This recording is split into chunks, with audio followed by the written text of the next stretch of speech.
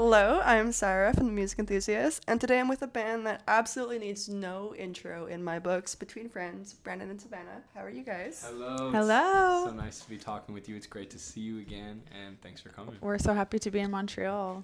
This is not your first time in Montreal. You guys have been here many times before. You just told me that it's one of your favorite spots now.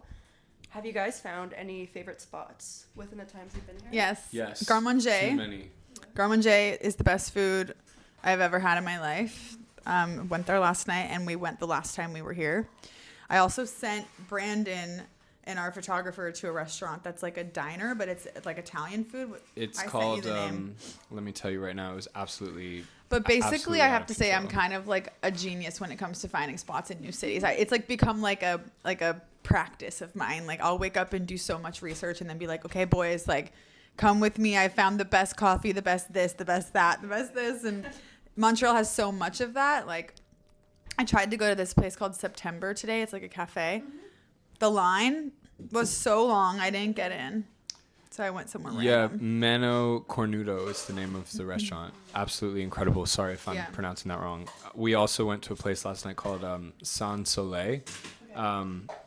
Incredible bar, great vibe. Went to another place called Bar Leonore, which is really incredible as well. We love it. And then we went to this warehouse last night. I'm pulling up the address, but there was like this a rave. Detroit. Yeah, it was... I'll tell you right now. I think it was, it's just Humidix Records with limited network. Do you know where this is? Like 1, 3, 4, 5. Oh my god, I do not. Yeah, well, amazing vibe. Not a sketchy vibe. Sketchy, but in the best way. Okay, perfect. Cheers, by the way. Oh yeah, cheers. Sorry, We we're have to start having our pre-show little drink. pre-show drink. Love it. Yes, we love Montreal. Love Wait, it. that's So I feel like if I just put it here, it'll catch us both. Oh, great. Yeah. And it'll get the iced. Yes. Yeah. Amazing. I need to get like This is ASMR. mics, but like that's another day. Can we turn this into ASMR? Hello, we are here. I feel your nails. I feel like it would work. Yeah. Yeah, that's great. Amazing. Between Friends exclusive. Yes. You guys used to write songs while you watched movies. Mm-hmm. I want to know which movies were your favorites growing up. You know, when we were working on our mixtape, I Like When You Shine, we kind of had a consistent feed of kung fu movies on the entire time. All sorts of kung fu. Yeah, which was amazing. And then that kind of led into like Japanese gangster movies from like the 60s and 70s. Crazy. So that was like our mixtape era. And I think for a while, we were watching like a lot of just like fantastic cinema. Yeah, I would say. I mean, we also were watching a lot of like geisha ceremonies on YouTube. Yeah. Especially when we were making the song "Parking Lot," we were watching Geisha videos. geisha videos all day, and that video game God of War. Like gameplay. Yeah. Yeah. And it got a It reference. seeped its way into the song, into the music. But I think growing up, because that was your question, I was obsessed with musicals. I had like a very soft spot for musicals in the way that they were able to tell a story in this lighthearted way. Like, I don't know, Funny Girl, all the Funny Girls, Funny Women, Funny Girl, Barbra Streisand, that kind of raised me in every way. That was everything to me and still is. So I'm a musical princess. And our mom like was really excited to show us like John Hughes movies when we were younger. I'll never forget like when she bought like the DVD box set and it was like, you know, 16 Candles and The Breakfast Club and like the kind of 80s, you know, quintessential, thank you my brother, with like banging soundtracks. Yeah, our mom was super into that. I was really into like sci-fi stuff as a kid. Oh yeah, Brandon was a Star Wars king. Really? Yeah, still my favorite thing ever. I've but- still yet to see Star Wars. Okay, well that you need to. change Well, that. You need it's to- time. No, I feel like everything like Lion King I've never seen. Damn. You can skip that. Just I watch think- A New Hope and Empire Strikes I Back. will Okay, say it's perfect. time to watch Star Wars because Yeah. there's only more coming. Right. And you'll just forever be behind if you Yeah, don't just that's start. But the two, just like trust me. Okay. A New Hope, episode 4, and Empire Strikes Back are perfect. Yeah, he's very serious about that. movies. Okay, Yeah. okay, I will. And let us know what you think after. Before you guys come back, I will watch them. Okay, perfect. fair enough. That's good. You have a year. Perfect. So, I Love My Girl, She's My Boy. Mhm. That started off with the title. Yeah. What was the first spark for this album? The sound, I think. No, but what song was the first spark? It was Or Chevron. just, like, It was anything Chevron, that which could was be- the last. Which is the Really? last. Yeah. Yeah, Wow. we spent a period of time, you know, we released I Love My Girl, She's My Boy.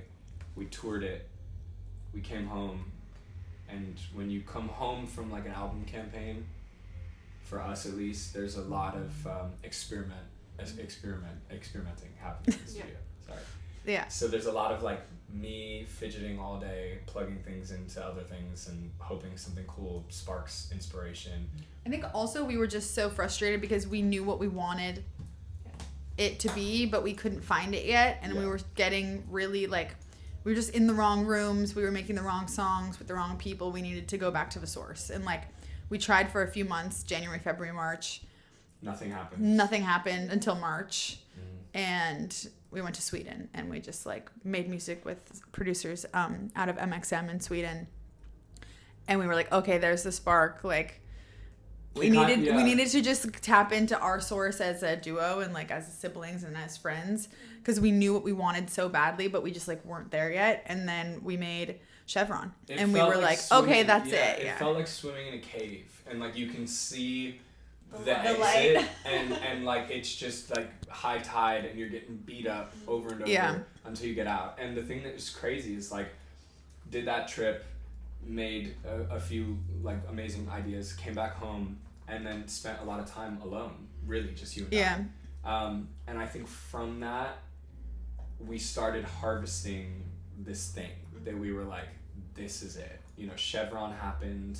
We looked at each other. We were like, all other 15 demos that we've made can literally go to the trash. Like, Yeah. this is our new bar. Yeah. You know, and as soon as we had that bar, it felt like we unlocked this thing within us, and it invigorated us, and it re-inspired, you know, sort of songwriting again Yes. and producing again. And I think that's the hardest part about making a record, is finding that source. But Yeah. we did, and it was like the best time ever. Because you guys started making music like just the two of you. Slowly but surely, like Luca was involved, Yeah. and then on this record you have Max Martin Mm-hmm. involved on American Bitch and XD. Yep. What sort of things did you learn from him? I mean, he's a wizard, like a real oracle living wizard.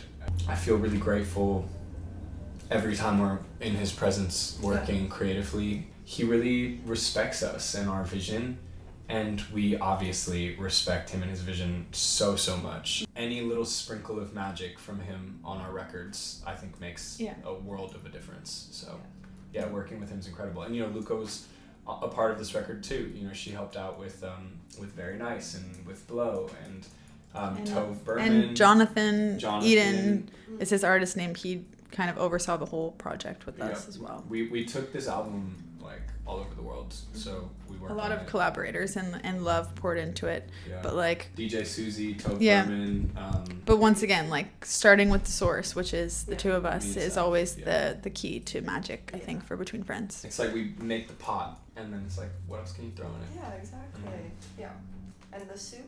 The soup stirs. That it's a curry. It's a That's good been little that's spice been there. stir. That's been brewing the recipe for years. and Unwashed years. pot. Unwashed pot. Yeah, it's like, you know, like grandma's cooking in the kitchen. Love it. I know that you fought for Eyes on My Baby. I did. Was there a track that almost didn't make this album that like now you're like, oh my god, like what would we do without it? Jam. Jam? Yeah. How crazy is that? That's crazy. Jam almost was not on That's WoW. insane. Yeah. Bottom of the ninth, I am baller at these decisions. But I and will I'm gonna say, take responsibility for that. He fought for Eyes on My Baby, and I fought for a song like Jam. I didn't feel like we were finished with our project. But I didn't. We either. had I didn't either. we had like everything else. Yeah. And I was like, guys, I need one more song that I can be drunk and put on with my friends and want to have the best night ever. And everyone agreed. And we were like, let's Yeah. fucking do it. We were listening to the record. It's like, okay, we've got DJ, XD, we're having a blast. There's so many fun. Very nice. moments. There's so many highs. And then like there just felt like there's just like something missing from the whole thing. And I spent a day. Sav was out. I spent the day, like, literally making a beat that I thought would be really cool to have in a USB if we were ever DJing. And wanted to play something that made everyone excited, and we're like, this is ours, you know, kind of like a gatekeeping, like gate-kept little song in our USB. And then it turned into jam.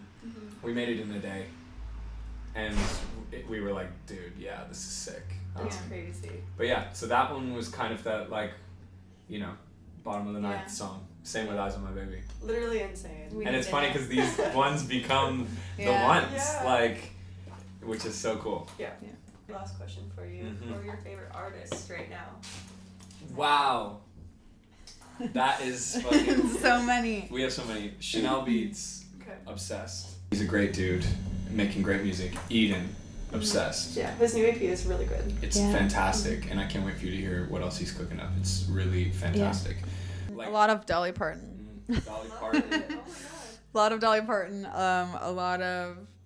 like Basement Jacks. Yeah, a lot of Chris Isaac. Like, kind of been going back and discovering, like, on the topic of discovering it at an age where you're maybe, I mean, you're always discovering, right? But, like, I found a movie this year that I was like, this is my favorite movie.